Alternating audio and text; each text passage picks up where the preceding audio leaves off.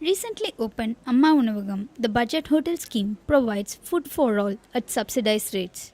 With 127 outlets across Tamil Nadu, these hotels are pocket friendly, especially to daily wage workers. Affordable pricing make these hotels popular, attracting thousands of customers every day. இருக்கிற விலைவாசியில் ஒரு இட்லி வந்து ஒரு கடையில் வந்து சாதாரண கடையிலேயே ₹6 விற்கிது. அந்த ₹6 விற்கிறதால இப்போ முடியாத ஏழைப்பட்டவங்க வந்து இந்த ₹6 கொடுத்து ஒரு இட்லி சாப்பிட்றத விட இங்கே வந்து நம்ம போட்ட சாப்பாடு வந்து ₹8 கொடுத்து சாப்பிட்றதுல ஒன்றும் பிரச்சனையே இல்லை, அதிகமாக ஒன்றும் இல்லை. Not just the working class, budget hotel also have professionals and students in its customers list. Each hotel has 20 staff members and this scheme provides employment for thousands of women workers. நாங்கள் வெளி வேலைக்கு போகாத இங்கே எல்லாம் லேடிஸாக மொத்தமாக செய்கிறது எங்களுக்கு சந்தோஷமாக இருக்குது. அது மட்டும் இல்லாத பிள்ளைங்க நிறைய ஸ்கூல் பிள்ளைங்க வந்து நிறைய பேர் ஸ்கூலில் வீட்டில் லேட் ஆகிறதுனால இங்கே வந்து கரெக்ட் டைமுக்கு கிடைக்கிறதுனால அந்த பிள்ளைங்களும் சந்தோஷமாக சாப்பிடுது. The best self-help groups in each area gets the chance to open an outlet. This government food system not only serves food for the needy and the worker community, it also serves a steady employment for the ladies working behind it. With camera person Vardhini Annachalam, Kritika Kannan for NDTV India. Engraving beautiful scars on oneself has been a trend in body art for many years. But a recent research has revealed a scary message for all tattoo lovers. It is indeed shocking to know that youngsters have been the main victims of hepatitis virus due to tattooing. This virus attacks the liver and is often transmitted through contact with infected blood. High risk of hepatitis is involved when fresh needles aren't used for every individual. Hepatitis is a group of virus that affects the liver. Tattooing by using the single needle with multiple person, chance of getting infection is there. So you have to use separate needle, or otherwise you have to sterilize the needle and use that for tattooing. It's high time that people need to be aware and picky about the parlor they want to get it done. Licensed and properly maintained tattoo parlors use sterilized equipments and are careful about not reusing the needles. Getting a tattoo is not as simple. There are a lot of bloodborne diseases out there, so a tattoo is very easy way of spreading diseases if it's done hygienically. If people don't use gloves, if people don't sterilize their equipment, if people don't dispose their needles, their gloves, their ink, if they reuse all these things, if there is a person with a disease like hepatitis B, if they are tattooed with an equipment and if it's not cleaned and if it's done with another person, it could definitely spread the disease. Hepatitis is not the only virus that affects. There are other health problems including tuberculosis and HIV. Health report states that about 200 million people have been infected worldwide. Despite the consequences, people are still wanting to get tattoos and are ready to face risk for the sake of beauty. This is Gayatri Jayaraman with camera person Lokesh Palachandran for NDTV Indiacan.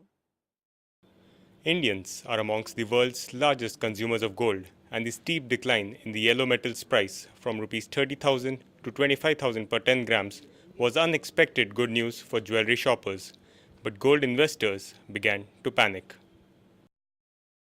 The G factor, that is a combination of Goldman Sachs and billionaire George Soros. Initially, there was news going around that George Soros hedge fund has been reducing their holdings in the gold-back ETFs. Apart from that, Goldman Sachs also advised their clients to go short on gold, which is exactly U-turn of what they have given view which they have given earlier. Mr. Draghi said that Cyprus has to sell their gold holdings, which created panic in the market. If Cyprus has to sell, the other countries also need to sell. Greece and Portugal and other countries, which have much higher content of gold in their holdings as compared to Cyprus. This wasn't entirely a global problem. There were also certain domestic factors which contributed to the free fall of gold prices in India. In Indian economy, gold have moved up from some 18,000 level to 30,000 levels. But internationally, gold has corrected. But in India, it haven't corrected because of the rupee movement. Rupee has appreciated from 48 levels to 54 levels recently. So this is also playing a major factor on higher price of gold in Indian market as compared to international market. Investors historically have always turned to gold as an investment whenever the dollar has been extremely volatile. But as a commodity, there were corrections witnessed in gold prices globally, and India certainly is no exception to that trend.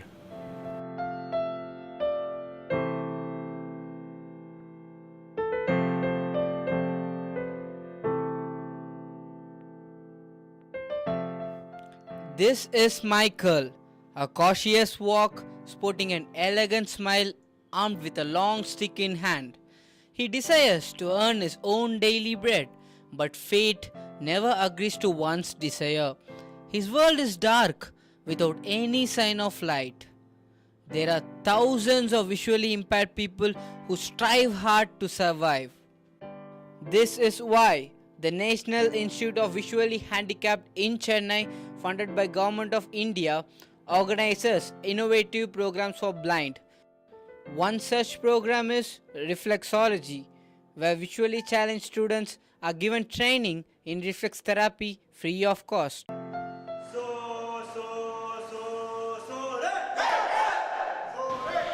Reflexology is a science based on the human organic control. Each organ, right from your kidney, your spleen, to your lungs, your heart, your pericardium, to your liver, then your stomach, your small intestine, gallbladder, large intestine, bladder. These 10 organs have a pranic breathing pattern in the body. It's called the body's bioenergy in modern medical terms. These organs have a breathing to the atmosphere by connecting to a particular nadi or a meridian, which comes to your hand and your feet. So by tapping the openings of these nadis, where they're just like a fish coming to the surface to breathe, the organs come to the surface to breathe the pranic energy in the atmosphere. So we understand the paths in the feet wherever the organs come and they breathe, and we call that part as reflex therapy. Now, reflexology program for the blind definitely is very apt to increase the standard of living, especially in India, where there is not many opportunities for them to earn, a salary like a BPO candidate can earn. Here they have a basic salary of 8,000 rupees once they complete the course, a 5 months course. And then apart from that, the customer gives them tips, in order to appreciate the service, which comes up to a month, to another 8,000. So on an average, a blind can earn through reflexology in their career as a reflex therapist nearly 15 to 16,000. It doesn't end there. They share ideas, sing evergreen melodies, and also organize cultural programs to keep themselves entertained.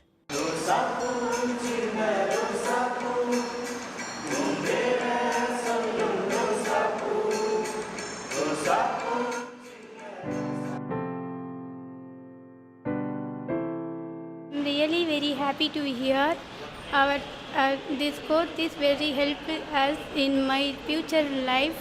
Yeah, Sensei Maxwell Jude Anthony sir is a very good trainer. It's a God's gift to us.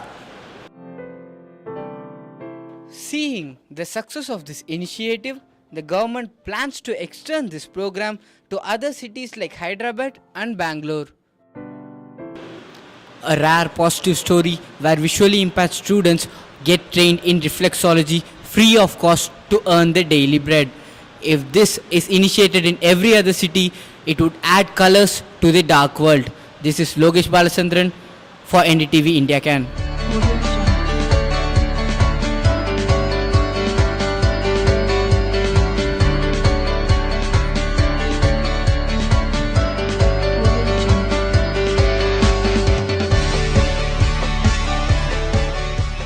Social networking sites are afloat with marriage photos. This means that the month of marriages is back yet again. So what's trending this season? Let's find out from Ritika, a fashion designer herself. Hi. Hi, Ritika. So, what are people wearing to marriages these days? See, particularly Kali saris are really in trend right now. They come with, they look as if it's like a ghagra kam sari. So that's something which people are really wearing this wedding season. And for a casual look, people go in for anarkalis. Like if it's not a very close relation or somewhere you just have to attend a reception or something, then anarkalis are also in trend.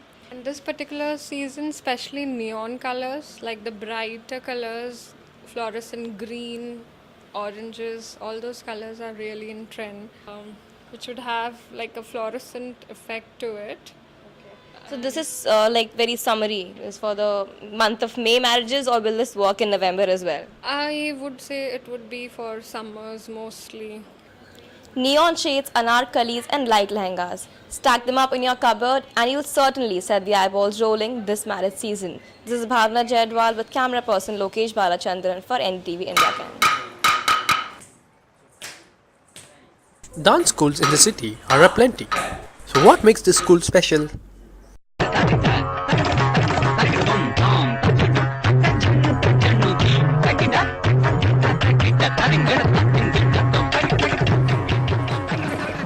Abhinay Nrityalaya. This dance school is run by a transgender Ponni in a slum in the outskirts of Chennai. Her interest for Bharatanatyam came from watching her sister, who encouraged Ponni to take up this art formally. Ponni started this dance school 2 years ago in Vyasapadi with support from the government. நான் வந்து போராடி எப்படியோ இந்த இடத்துல பரதக்கலையை கற்றுக்கிட்டதுக்கு எனக்கு வர்றதுக்கு ஒரு வாய்ப்பு கிடச்சிது.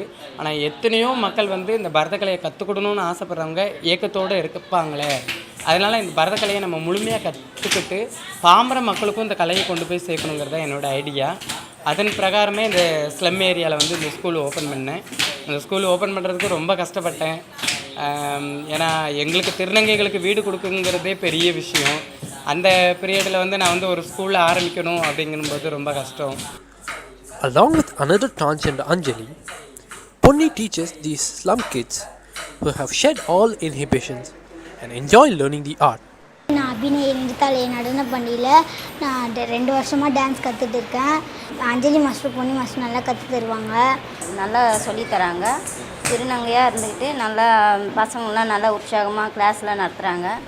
Ponni dreams that Abhinay Nrityalaya will soon become a hub of artistic activity and the go-to place for all music and dance lovers.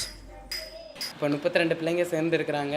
இது வந்து இன்னும் வளர்ச்சி உடையணும். இது மட்டும் இல்லாமல் நிறைய இடங்களுக்கு கிளைகள் ஸ்லம் ஏரியா எங்கெல்லாம் சென்னையில் இருக்கோ அங்கெல்லாம் வந்து இந்த மாதிரி ஒரு ஸ்கூலை வந்து உருவாக்கி அங்கே இருக்கிற மக்களுக்கும் இந்த கலையை கொண்டு போகணும். இதில் நான் மட்டும் ஆசிரியராக இருக்கணுங்கிறது என்னுடைய ஐடியா இல்லை.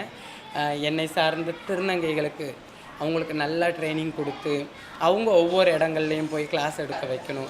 Ponni has been able to break from the shackles of the society and is now realizing her dream.